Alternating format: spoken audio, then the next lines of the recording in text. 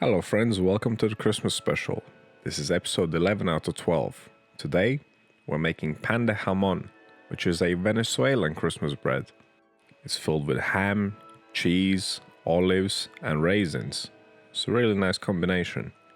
And it's quite easy to make too. And if you're not into your breads being stuffed with ham, cheese, and olives, check out my other videos in the Christmas specials playlist. I've made 12 different breads from 12 different countries. I'm sure you'll find something you like. But for now, let's get on with this beauty right here. It's so easy, even a complete beginner can make this. And as always, you'll find a full recipe with all the details down in the description box. So first things first, let's see what equipment we need. We'll need a bowl for mixing our dough in, scales, a dough scraper, a temperature probe, a brush. We'll need a loaf tin and a rolling pin. That's about it.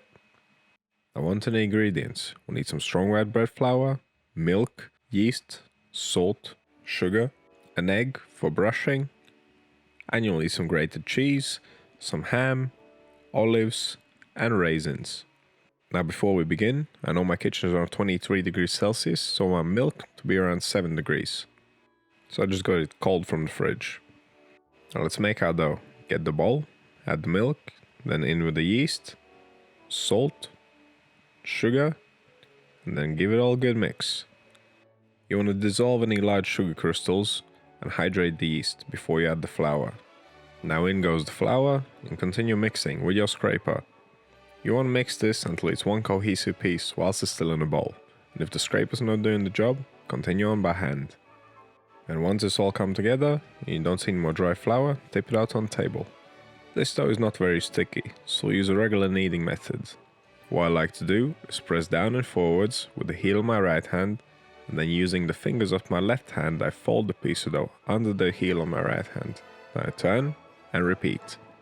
Once you've done this a few times, the motion will become fluent. You want to knead the dough for around 5 minutes. And once it's nice and smooth, roll it up into a bowl and we can start fermenting. Place it in your bowl and always take the temperature after kneading. 26 to 27 degrees Celsius is just what we're looking for. Now cover it up and we'll leave it to ferment for around 1 hour. If your dough is warmer, reduce the fermentation time. If it's cooler, extend it. Regardless, after the first proof, we need to give it a fold. Folding benefits the dough in a number of ways. We'll create extra layers in gluten structure, we'll degas the dough, and we'll equalize the temperature in it. And to perform a fold is quite simple.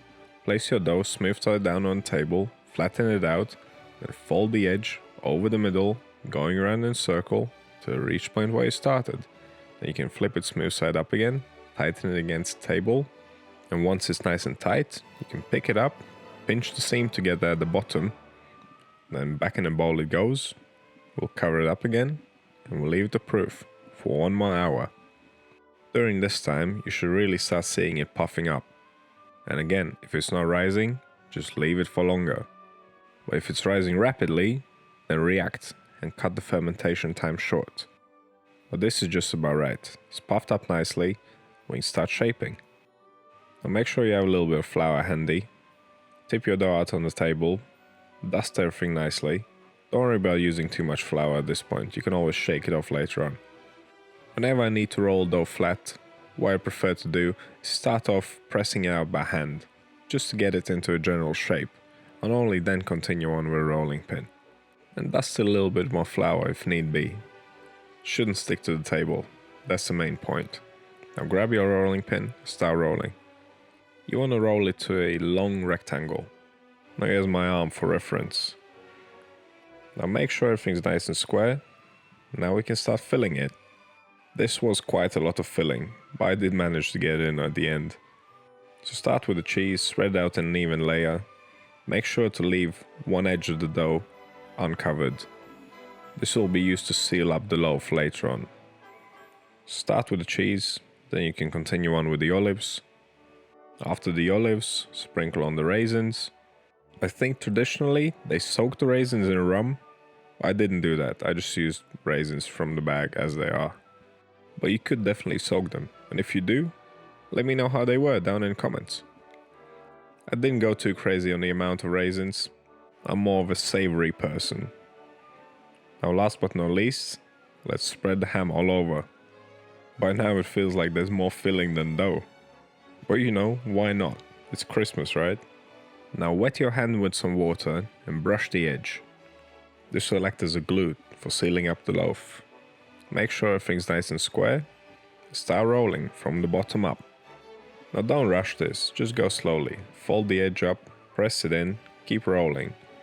You want it to be nice and tight, but don't stretch it too much, otherwise it might tear. Make sure to seal up the bottom, and you also seal up the ends so nothing pops out. You want to contain the fillings inside the loaf. This thing feels heavy now, it's got some weight to it, but after it's baked, it'll be nice and light. Again, don't rush this, make sure everything's nice and sealed up. You don't want any cheese leaking out as it's baking. Pinch all the seams together. Now get your loaf tin, and I would suggest using a little bit of parchment paper in the bottom, just so it doesn't stick. Now pop the loaf in there, and that's it, it's ready for the final fermentation. It should take around 1.5 to 2 hours, depending on how warm your kitchen is and how warm your dough was. But during the last hour of fermentation, preheat your oven to 160 degrees Celsius with a fan on. Also, if you have a cast iron skillet or a thick tray, preheat that too.